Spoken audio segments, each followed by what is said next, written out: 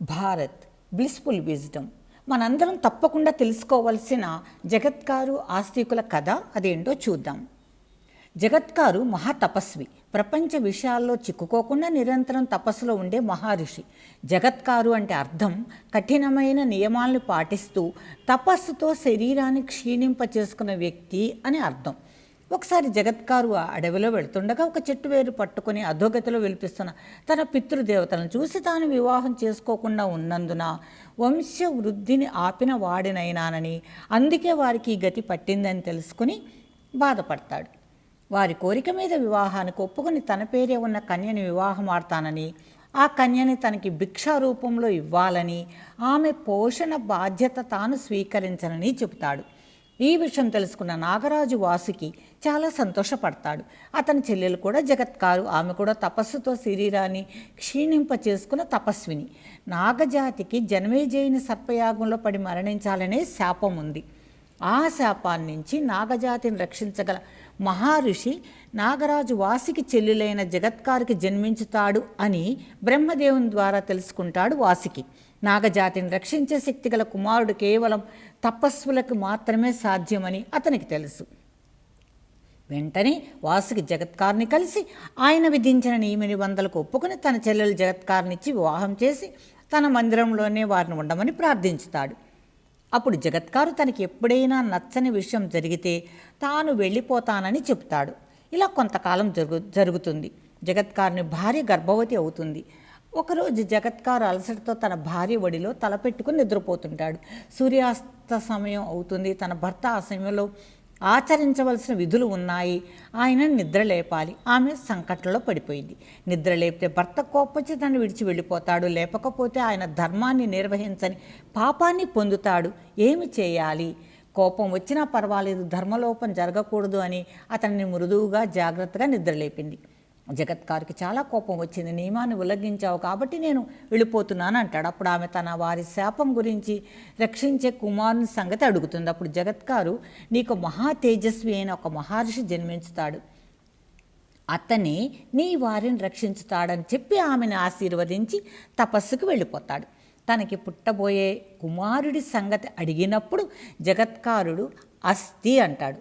అంటే నీ గర్భంలోనే ఉన్నాడు అని అర్థం. అందుకే ఆ బాలుడు ఆస్తికుడు అనే పేరుతో ప్రసిద్ధి పొందాడు.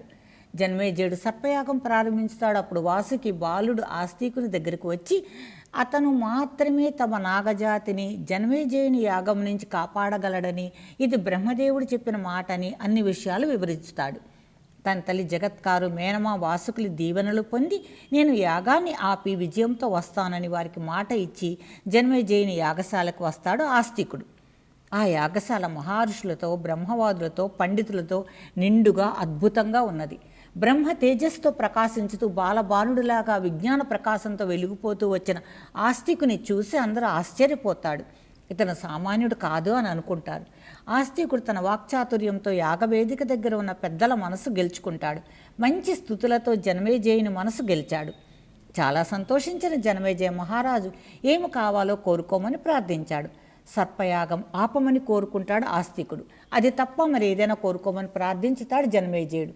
ఆస్తికుడు మరి ఏదీ వద్దని అంటాడు. అప్పుడు అక్కడున్న మహర్షులు ఆస్తికుడు సామాన్యుడు కాదని, అతని కోరికను మన్నించి తీరాలని అంటారు. అప్పుడే తక్షకుడు యాగ అగ్నిలో పడబోతుంటాడు. వెంటనే మహారాజు సర్పయాగాన్ని ఆపి ఆస్తికుని కోరిక తీర్చి ఎంతో పుణ్యాన్ని సంపాదించుకుంటాడు.